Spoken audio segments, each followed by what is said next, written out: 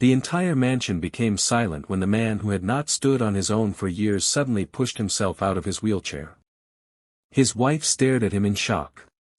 The servants froze. And the poor maid who had cared for him every day stepped backward with tears in her eyes. Then the man looked toward his wife and slowly said 4 words that nobody in that house expected to hear. Kindness gave me strength. Before we begin, please like this video, subscribe to the channel, and leave a comment telling us where you are watching from. Your support helps us share more emotional stories about kindness, courage, and the power of a good heart. Martha was only 22 years old when she started working at the beautiful Harrison mansion. She came from a poor family and had taken the job because her mother was sick and her younger brother was still in school. The mansion belonged to Daniel Harrison, a wealthy businessman who had once been known as a strong and confident man. But after a serious accident, everything changed. Daniel could no longer walk without help. He had also lost most of his hearing. Doctors told his family that recovery would be difficult and might take years. Daniel became quiet. He stopped smiling. He hated being dependent on others. His wife, Victoria, had changed too. Before the accident, she had proudly stood beside Daniel at every business event. But after he became disabled, she began treating him like a burden. She rarely visited his room. When she did, she complained. "You need so much attention," she would say. "You are not the man you used to be." Daniel could not hear every word, but he could see her face. And sometimes, a cruel expression could hurt more than cruel words. Then Martha arrived. Her first duty was simple: help Daniel with his daily needs. On her first morning, she entered his room carrying breakfast. Daniel sat beside the window, staring outside. Martha gently placed the tray in front of him. He looked at her and shook his head. He did not want to eat. Martha smiled and wrote on a small notepad. "You need strength." Daniel looked at the words. Then he wrote back. "Why do you care?" Martha paused. Because nobody had asked her that before. She smiled softly and wrote, "Because you are a person." Daniel looked at her for a long moment. That was the beginning. Every morning, Martha opened the curtains. She helped him get ready. She prepared his meals and made sure his medicine was nearby. But more importantly, she talked to him. She learned simple signs so they could communicate. She wrote little jokes on the notepad. Sometimes Daniel laughed. It was a small laugh at first. But it was real. Victoria noticed. One afternoon, she walked into Daniel's room and saw Martha helping him practice moving his legs. Victoria laughed.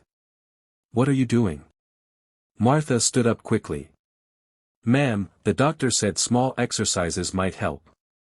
Victoria shook her head. "Stop pretending you can fix him." Martha lowered her eyes. "I'm only trying to help." Victoria stepped closer. "You are a maid. Do your job and stop acting like a doctor." Daniel watched the conversation.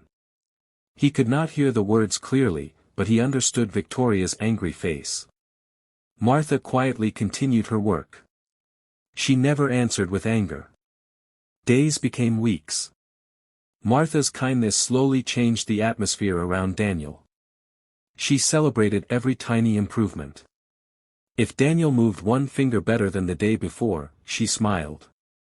If he managed to sit a little straighter, she clapped. If he finished his meal, she told him, "Today was a good day." Daniel began trying harder. Not because anyone demanded it. But because someone believed he could. One rainy evening, Martha found Daniel looking at an old family photograph. His eyes were filled with sadness. She sat beside him. Daniel wrote, "Everyone sees what I lost." Martha took the pen. She wrote, "I see what you still have." Daniel looked at her. She continued. "You still have a good heart. You still have people who care. And you still have tomorrow." Daniel stared at those words for a long time. Then he smiled. That night, he slept peacefully for the first time in months. But Victoria was becoming increasingly jealous. She disliked seeing Daniel smile at Martha. One morning, she called Martha into the living room. "You think you're important now?" Martha shook her head. "No, ma'am. You are only here because we pay you." "I know." Victoria pointed toward the door. "Then remember your place." Martha quietly nodded. She could have walked away. She could have answered back. But she thought about her family. And she thought about Daniel. So she stayed. A few weeks later, something unexpected happened. Daniel's doctor visited for a routine checkup.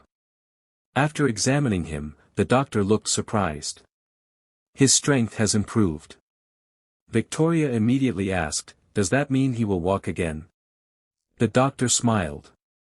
"There is no guarantee. But his progress is better than expected." Daniel looked toward Martha. She smiled.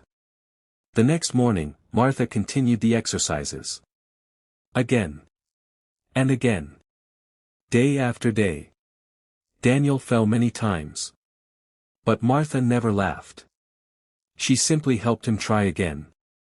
Then came the day that changed everything. The mansion was hosting several important guests. Victoria wanted to show them that everything in the house was perfect. Daniel was brought downstairs in his wheelchair. Martha stood nearby. One guest looked at Daniel and whispered, "Such a shame. He was once so strong." Daniel heard only part of it. His face became sad. Victoria sighed. "This is what my life has become." Martha looked at Daniel. She stepped closer and placed her hand gently on the wheelchair handle. Daniel looked up at her. She pointed toward the floor. Then she held up one finger. One step. Daniel understood. He gripped the sides of his chair. He tried to push himself upward. Everyone became silent. His legs trembled. Victoria laughed nervously. "Daniel, don't embarrass yourself." But Daniel kept trying. Martha did not pull him. She simply stood beside him. "Take your time," she whispered. Slowly, Daniel rose. He stood. For the first time in years, he was standing on his own. The room went completely silent. Victoria's smile disappeared. Daniel took one small step. Then another. Everyone stared. He turned toward Victoria. Then he looked at Martha.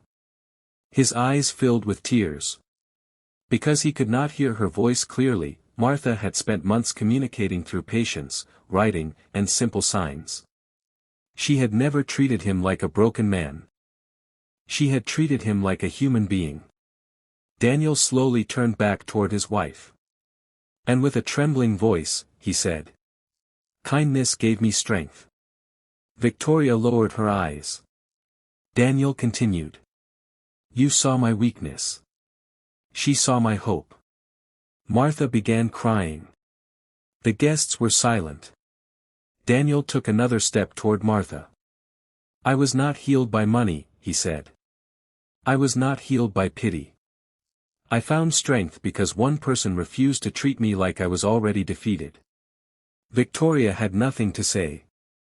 From that day forward, everything changed. Daniel continued his therapy. He eventually learned to walk with support. And Martha's life changed too. Daniel helped her family with medical expenses and paid for her brother's education. But Martha never considered her kindness a business deal. She simply believed that people should help one another when they can. Years later, Daniel still remembered the first note Martha had written to him. "You are a person." Those 4 words had reminded him of something he had forgotten. His disability had changed his life, but it had never taken away his dignity. And Martha had shown him that sometimes the greatest medicine is not found in a bottle or a hospital. Sometimes it is found in patience. In compassion. In one person saying, "I believe you can." So remember this, you never know what someone is silently fighting. A kind word may give them courage. A helping hand may give them hope. And a little compassion may change someone's entire life. You do not need to be rich to be kind. You do not need power to make a difference. Sometimes, all it takes is a good heart and the decision to care. Because kindness may seem small when you give it. But to someone who needs it, it can become the strength that helps them stand again.